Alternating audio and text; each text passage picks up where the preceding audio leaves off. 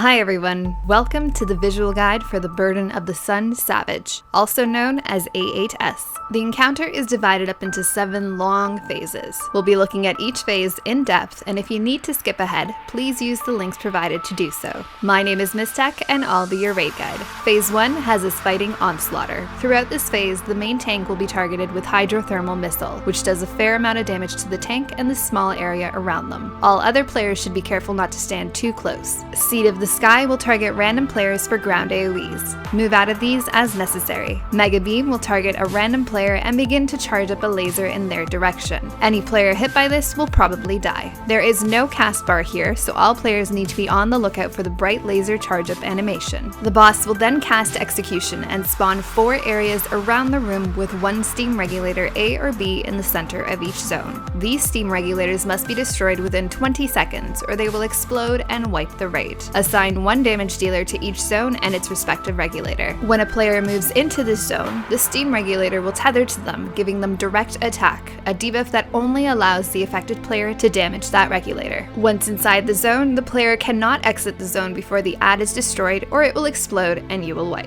While this is happening, all players will need to dodge another set of Seed of the Sky and Mega Beam. Players inside the zone should stand in one corner to bait the seed and then dodge back into that area if they are targeted for Mega Beam. During this time, tanks will also have to deal with Perpetual Ray. Perpetual Ray will do high damage and apply vulnerability up on whoever has primary threat at the start of its cast. Immediately after, it will slam the main tank with 4 more hits of Perpetual Ray, essentially killing them without a tank swap or invulnerability cooldowns. To handle this, the off-tank can provoke the boss during the Perpetual Ray cast. This will cause the first hit and debuff to target the first main tank, but the subsequent 4 hits will target the new tank, free of any debuffs. Both tanks will still need to use cooldowns through this, so be ready for high damage. 1 more Mega Beam before the boss casts Legislation. Legislation will tether all 4 damage dealers and 1 healer with an orb, and mark up the 4 damage dealers with a specific stack of Final Punishment between 1 and 4. These orbs must be popped before they reach their tethered player. When popped, these orbs will explode in a small AoE, dealing roughly 6k damage per player within the orb at the time. If a tethered player takes damage from their own orb explosion, they will die. In this section, an illegal operation will trigger Onslaughter to immediately wipe the raid. Illegal operations include dying with Final Punishment stacks, letting your stack timer expire without removing all stacks, or pushing Onslaughter into the next phase with a player still afflicted with Final Punishment.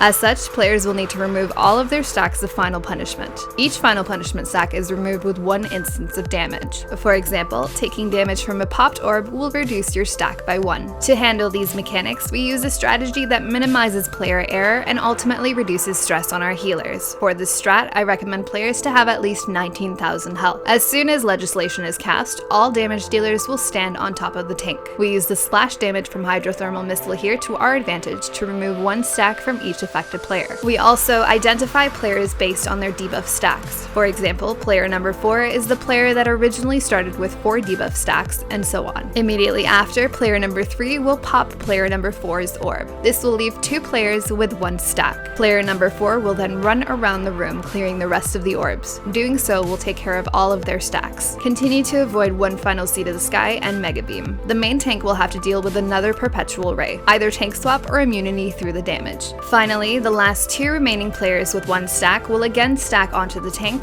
for the last Hydrothermal Missile, knocking off that last stack before the debuff expires. This phase will continue with more Mega Beams and Seeds until Onslaughter is brought to 1%, at which point he will fly up and the next phase begins. In phase 2, the group will be dealing with all 4 robot friends from A6. These have the same familiar mechanics, so I won't be going too in-depth with each ability, as you probably already know how to handle them. It is worth noting that this is one of the most healing-intensive sections of the entire encounter, and cooldown coordination and proper positioning from all players is highly necessary. We begin with Blaster, who will spawn in the north of the room, and Brawler, who will spawn in the center of the room. About 20 seconds into the phase, Swindler will spawn in the east of the room, and after about 45 seconds, Vortexer will spawn in the south. If all 4 robots are up at the same time, they will explode and you will wipe.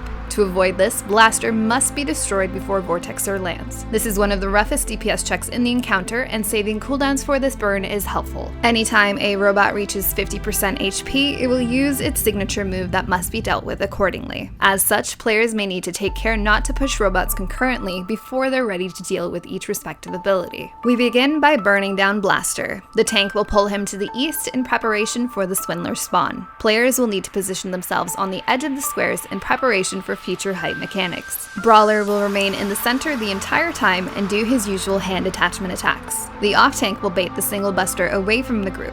We also position one ranged healer away from the group to bait the second drill, while the off-tank takes the closer drill. Heal through the double busters and single drills as necessary. Brawler will also cast Auxiliary Power, this green point-blank AoE that will buff and heal any other robots around him, but with your positioning against the wall, you should never have this problem. At 50%, Blaster will spawn a Blaster Mirage, and the raid needs to be ready to silence Mind Blast, or you will wipe. If too close to Blaster, the Mirage will tether, rendering him invulnerable. The off-tank will provoke the Mirage and hold onto it near Brawler in the center of the room while the rest of the group continues to burn down Blaster. When Swindler drops down, the Blaster tank will pick it up. Now that Swindler is in the mix, players will have to deal with heights appropriately. Once Blaster is destroyed, the Mirage will disappear. The raid can now switch to Brawler and burn him down to 50% as soon as possible, while the Swindler tank moves to the south of the room in preparation to pick up Vortexer. When Brawler is pushed to 50%, he will become invulnerable and spawns 2 large beta orbs and 2 green gamma orbs. These function in the same way as A6S orbs. Stun or slow one of the large beta orbs to give healers ample time to heal between each explosion once they reach Brawler. The Brawler tank will also need to pop gamma orbs before they reach the center. Cooldown and heal through this as necessary. Remember that healers are dealing with a lot of raid damage, and tanks should communicate and coordinate cooldowns, popping gamma orbs at appropriate times. This is all happening while the raid is dealing with heights, attachments, and some pretty hefty tank damage. Since Swindler has a buff that increases his attributes based on the number of robots on the platform, we have the raid focus on Vortexer until he's around 65%, before switching on to Swindler, ensuring not to push either below 50%. Once all orbs have been popped or consumed, Brawler will lose his invulnerability and can be destroyed. All damage dealers will switch off and focus Brawler until he's down. Once Brawler is down, we have the off-tank provoke Swindler, while the other stays on Vortexer. You must be very careful with each push here. In our group, we focus down Swindler first. Once he hits 50%, he will cast Bioarithmetics, doing around 12 to 13k damage to everyone in the raid. He also gains the ability to cast Auxiliary Power, which he will do immediately after Bioarithmetics. As such, the Vortexer tank will need to pull Vortexer away during this cast to avoid having him get buffed and healed. Players will now also have to deal with enumeration,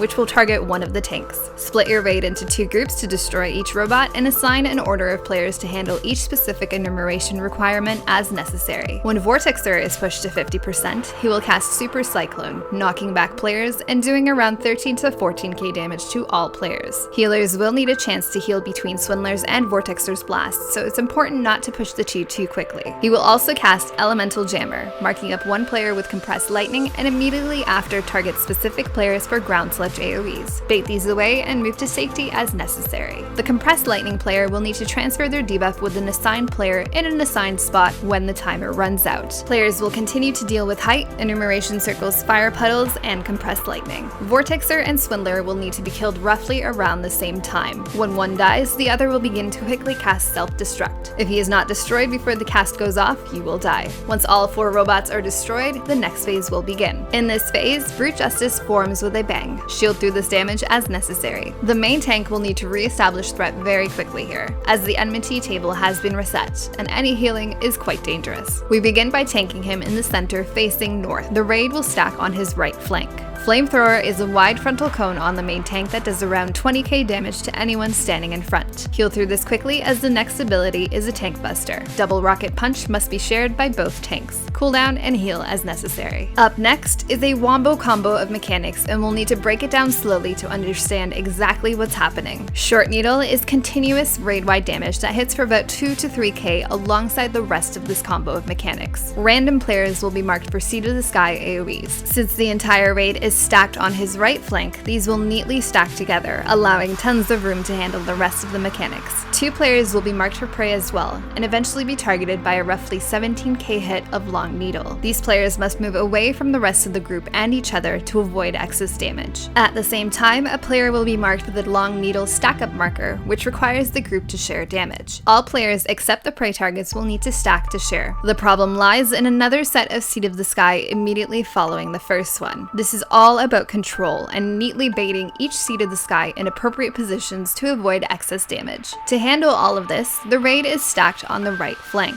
Once the Seed of the Sky markers are out, the group will move towards the left flank, stopping once they're at the edge of the first set of AoEs, while the 2 prey targets break away from the group and spread around the south and east areas of the room. The second Seed of the Sky will drop down, and the raid clump will continue to move clockwise until Long Needle damage hits. The main tank is essentially mirroring this movement, and will end up stacking with the raid for Long Needle as well once Flamethrower goes off. Immediately after Long Needle hits, the boss will cast Mega Beam towards a random player. Since most of the raid will be on the west side, with 2 prey targets in roughly the east and south, the north side of the room will always be clear of any danger, and players can move in that direction to avoid the beam. Immediately after the beam hits, Brute Justice will target the furthest player away for Super Jump. To control this, we have a specific player, in our case the off tank, run away from the group during Mega Beam to be the furthest person away. We like to force him to jump towards the west wall in preparation for the next phase. After Super Jump, Apocalypse will be cast in the direction of a random player. All players must be behind him at this time, or they will take damage and be afflicted with vulnerability up debuffs, making survival in the next phase much more difficult. Tanks will deal with another Flamethrower and double Rocket Punch combo with an extra Flamethrower immediately after. The Wombo combo of AoE mechanics will then repeat. This phase is all about practicing the movement, and once you get it down, it's really not that bad. You'll bait one more Super Jump before Brute Justice disassembles itself, and the next phase begins. Ideally, you want to do as much damage as possible before he disappears, so keep practicing that movement to optimize your damage. During these robot intermission phases, any deaths will add a stacking damage increase on Brute Justice that will last the remainder of the encounter. These phases are mostly an intricate dance of dodging AoE attacks, and learning the proper movement will allow players to avoid unnecessary deaths.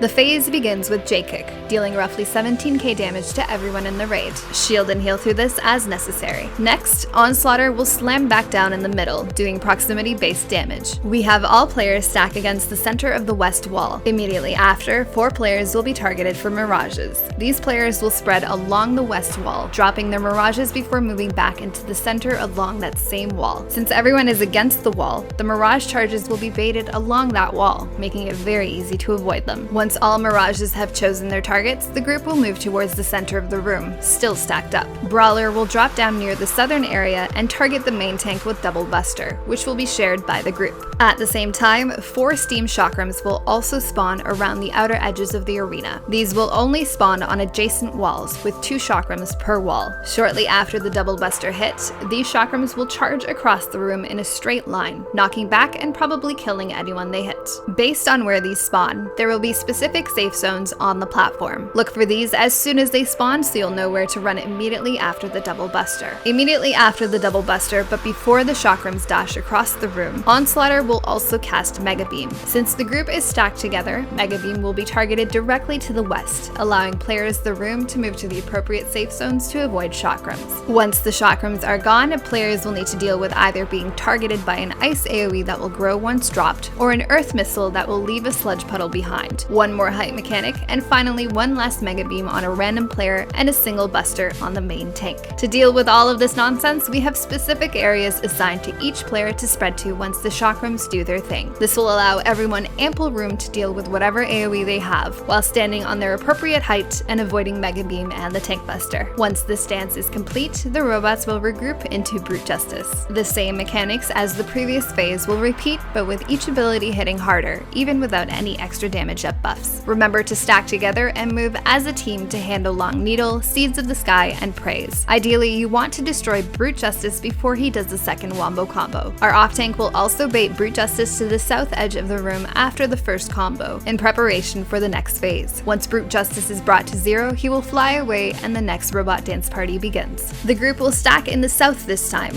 healing through another J-Kick. Immediately after, Onslaughter will drop down, doing proximity-based damage.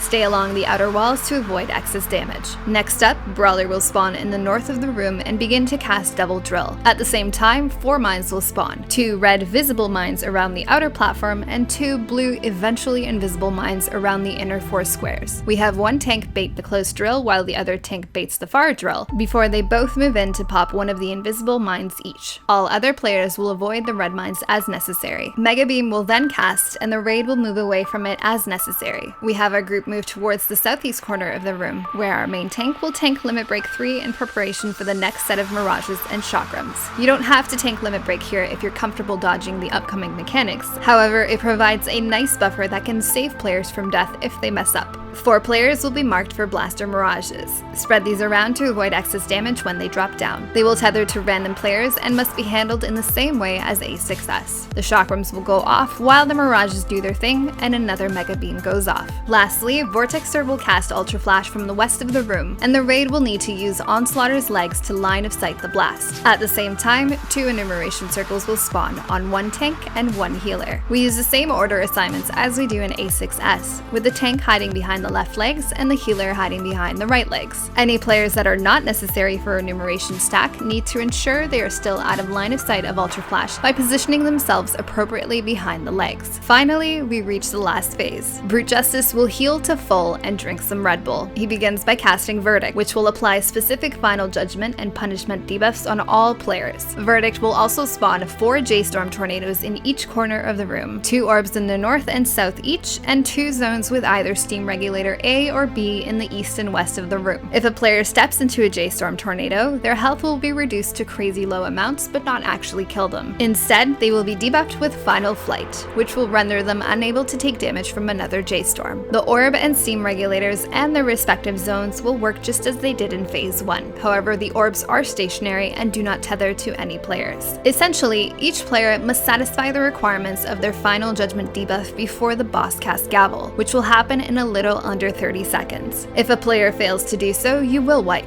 With the timing of the Final Punishment debuff, players will also have a few more seconds after Gavel to remove any remaining stacks before the raid is wiped. Let's look at what must be done based on each player's role. Tanks can be debuffed by either Final Judgment Max HP or Final Judgment Min HP, and will be afflicted with 3 to 4 punishment stacks each. Wing Justice's auto attacks will easily take care of removing each stack of Final Judgment debuffs, and once the main tank has had all debuffs removed, the off tank will provoke and allow the boss to chip away at their own debuff. The tank with max HP simply needs to have full health at the end of Gavel. The tank with min HP will run into a J-Storm as Gavel is casting, ensuring that they will be the lowest HP of the group.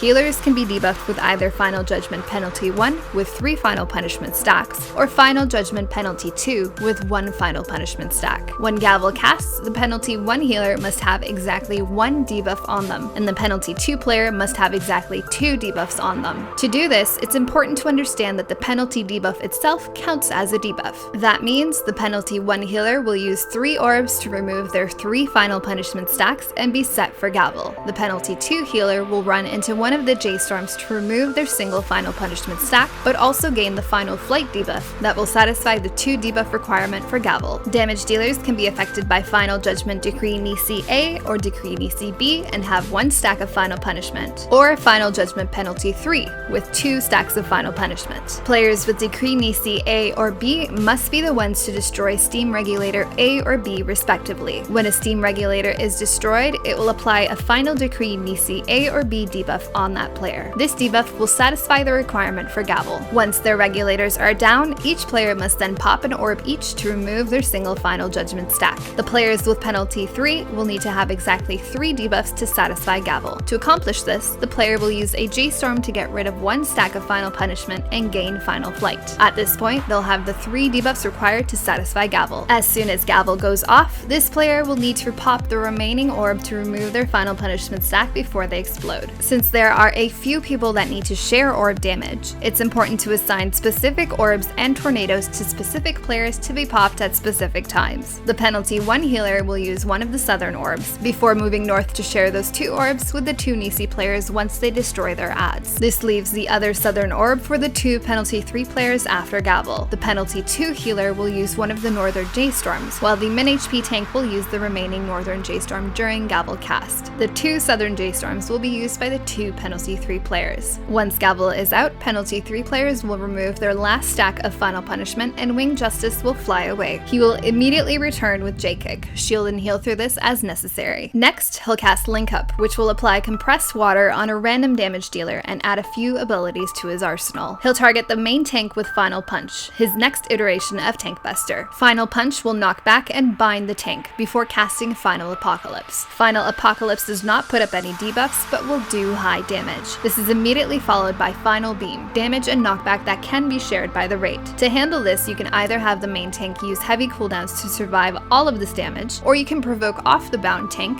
facing Final Apocalypse away and then having them stack on the group for Final Beam. A blue, eventually invisible mine will spawn in one of the 4 center squares. At the same time, a flamethrower will go off on the main tank. 2 players will be marked for prey, the long needle stack-up marker will appear, and a single set of Seed of the Sky AoEs will drop on the ground. The prey targets will run towards the south, spreading away from the group and each other as usual. The raid clump will move in whatever direction is opposite from where the invisible mine spawned once the Seed of the Sky AoEs are out, staying together to share damage for that long needle hit. To avoid having to deal with the high damage and the super strict enumeration and damage sharing positioning the compressed water stack will force on you, not to mention the resultant water tornado, we have the compressed water player pop the invisible mine at this time, essentially sacrificing themselves. The debuff will not explode to wipe the raid if the player dies here. The advantage here is you are essentially skipping the dangers and nonsense of an extra set of mechanics. The disadvantage is that you'll have to deal with weakness for the rest of the fight. Immediately after the long needle hits, Steam Chakrams will again spawn around the room. The tank will drag the boss to a safe area, with the raid collapsing in on that same area. Enumeration will mark up a tank, and we use the tanks and healers in a specific order for this particular stack up. Next up, Mega Beam will cast on a random player. Move away from this area as necessary. During this time, the main tank will be moving out from the group to bait Super Jump. We force the jump into the center of the room, where Brute Justice will throw out more short needles on everyone. Another flamethrower on the main tank, Final Punch, Apocalypse, and Beam. Cooldown or swap through these as necessary. I'd recommend using Hallowed Ground or Living Dead here, as it lessens the pressure on the healers, allowing the setup for that last J-Kick. Lastly, Winged Justice will fly away, slam back down with a final J-Kick that needs to be heavily mitigated, especially if one of your players has a weakness debuff. Winged Justice will then turn into a fiery tornado, signifying the start of the Soft Enrage. This section is essentially a huge DPS